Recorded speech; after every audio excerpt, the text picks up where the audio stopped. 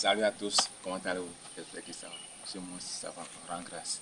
J'espère que vous m'avez reconnu. Moi c'est Balo Jacques, technicien en élevage. Alors aujourd'hui nous sommes encore venus dans notre ferme. Comme d'habitude, principalement j'aimerais vous parler de certaines difficultés que nous rencontrons sur notre ferme. Bon, pour cette fois-ci c'est par rapport à notre forage. C'est par rapport à notre forage. Avant nous en avions eu par rapport à l'électricité. Alors, du côté de l'électricité, nous ne sommes pas là-bas, mais je vais vous faire un résumé de ça. Avant, en ce qui concerne l'électricité, on utilisait les panneaux. C'était un panneau de 550 watts qu'on utilisait, avec une batterie de 200 ampères. Mais au fil du temps, après l'arrivée des poussins, au niveau du poulailler, nous avions fait, l'installation que nous avions fait là-bas, c'était l'énergie de la CT. Ces panneaux, mais l'électricien l'a transformé en énergie de la CT, et quand vous voyez l'éclairage des ampoules au niveau du poulet, c'était très bon.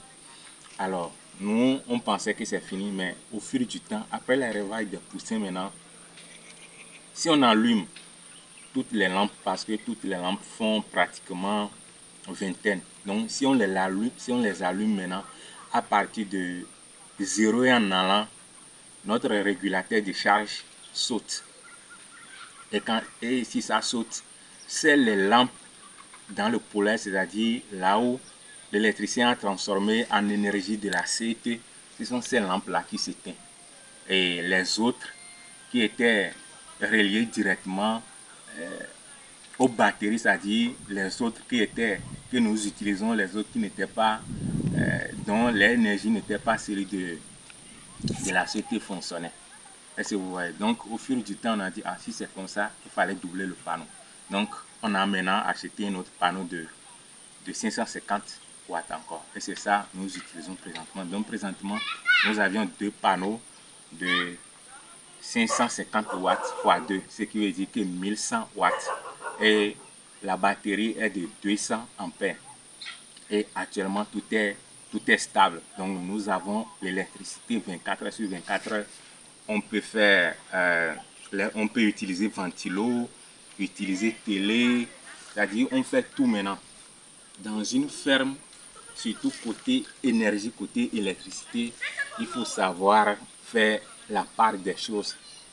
Nous, comme nous, on ne savait pas la base, on pensait que déjà 550 watts pouvaient nous suffire, mais et là, à la fin, ça a donné une chose. Alors là, c'est juste une parenthèse. Ah, mais aujourd'hui, là où je suis présentement, je suis devant notre château, ça. Est-ce que vous voyez? Donc aujourd'hui, je m'en vais vous parler sur les difficultés que nous rencontrons en ce qui concerne l'eau. Alors, comme vous pouvez le constater, on a le forage. Le forage est là. Ici, c'est le château et c'est le polytan qui est en haut. Qu'est-ce que nous utilisons? Nous utilisons un groupe électrogène. Est-ce que vous voyez?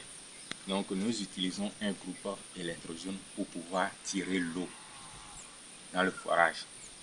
Donc voici le groupe, c'est notre groupe ça, électrogène ça. Est-ce que vous voyez? Donc c'est ça nous utilisons pour pouvoir tirer l'eau dans le forage. Mais qu'est-ce qui s'est passé maintenant? Arrivé à un moment donné, le groupe, bon, comme voilà, le groupe a refusé de fonctionner, c'est-à-dire le groupe a refusé de tirer l'eau. Si on met le démarreur et puis on appuie, caméraman approche un peu. Si le groupe, on l'a mis en marche et puis on vient appuyer ici, est-ce que vous voyez ici? Ici c'est pour la CT, ce n'est pas pour panneau. Donc si on appuie ici, le groupe, est-ce que vous voyez? Le groupe, il y a une partie ici, excusez-moi, il y a une partie ici, vous voyez. Donc c'est ici, quand on envoie ça en haut, ça veut dire qu'on a déjà, le groupe peut commencer par faire sortir l'énergie, c'est-à-dire le courant ça. Est-ce que vous voyez? Donc quand on envoie ça en haut, et puis on appuie sur l'autre bouton rouge là, le groupe se disjoncte. Est-ce que vous voyez? Le groupe se disjoncte. On fait tout, mais le groupe se disjoncte. Ah, c'est là on a appelé notre électricien, c'est-à-dire notre plombier. celui qui nous a fait l'installation, il est venu. Et quand il était venu, lui, il a fait tout son possible, mais le problème, c'était au niveau du groupe. C'était au niveau du groupe. Parce que vous voyez. Voilà. Donc, et c'était par là que nous, on a tout fait pour aller réparer le groupe. Et quand on était parti réparer le groupe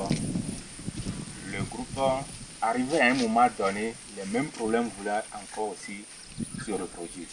Alors, qu'est-ce qui se pose en réalité le problème? Il se pourrait que selon l'électricien, c'est le groupe qui n'est pas compatible par rapport à la profondeur de notre forage. Parce que le forage, la profondeur, c'est pratiquement 100 mètres. Donc l'électricien lui dit, le capa qui se trouve ici, le capa n'est pas trop fort pour pouvoir tirer l'eau. Est-ce que vous voyez? Donc, et c'est par là que nos cauchemars ont commencé. Mais présentement, nous sommes en train de jongler avec, on l'utilise pour le moment. Qu'est-ce que je vais vous dire par là? C'est pour vous dire que dans une ferme, vous pouvez avoir tout, mais les problèmes, c'est-à-dire il y en aura toujours. Est-ce que vous comprenez? Les problèmes, il y en aura toujours. Surtout quand il s'agit d'une ferme d'élevage, il faut avoir un plan B à côté. Est-ce que vous comprenez? Nous, pour le moment, c'est le groupe qu'on utilise et on se prépare déjà. Peut-être d'ici peu, si Dieu nous le permet, donc on va pouvoir installer les panneaux et par là, on va aussi changer la pompe. La pompe actuellement, c'est une pompe de la CT. Est-ce que vous voyez? Donc c'est une pompe de la CT. Prochainement, on va changer ça en une pompe hybride.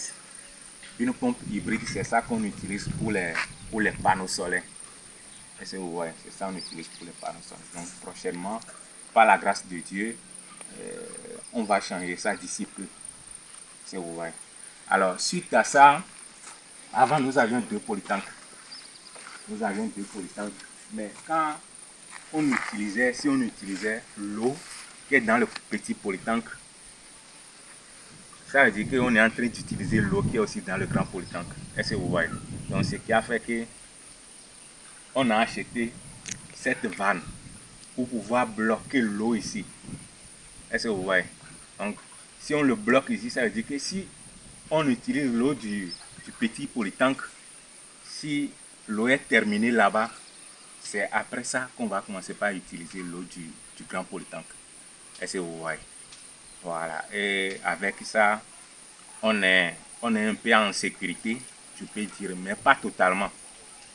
Pas totalement parce que les mêmes problèmes peuvent arriver à tout moment. Les mêmes problèmes peuvent arriver à tout moment. On avait tellement souffert ici, plus de 2 semaines. On a tellement souffert et on payait l'eau. Est-ce que vous imaginez?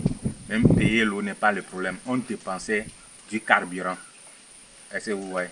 Le carburant qu'on mettait dans les motos pour aller chercher l'eau, c'est aussi quelque chose. Est-ce que vous voyez? Est-ce que vous voyez? Voilà. Donc, voilà.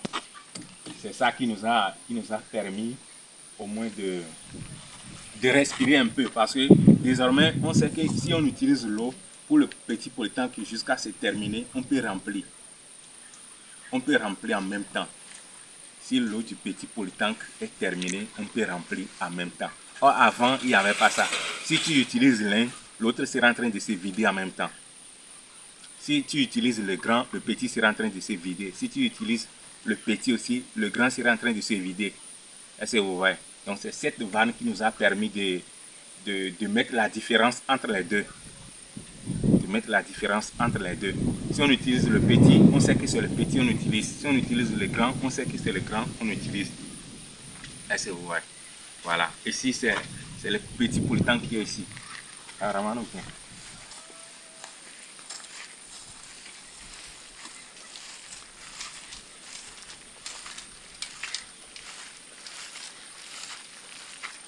Voilà. Ici, c'est le grand polytank. C'est le grand polytank, ça. Est-ce que vous voyez? Donc, c'est un polytank de 3000 litres. Ce qui veut dire que sur la ferme, nous avons nous avons 2 polytanks et les capacités font 4000 litres parce que le petit fait 1000 litres et ceci fait 3000 litres.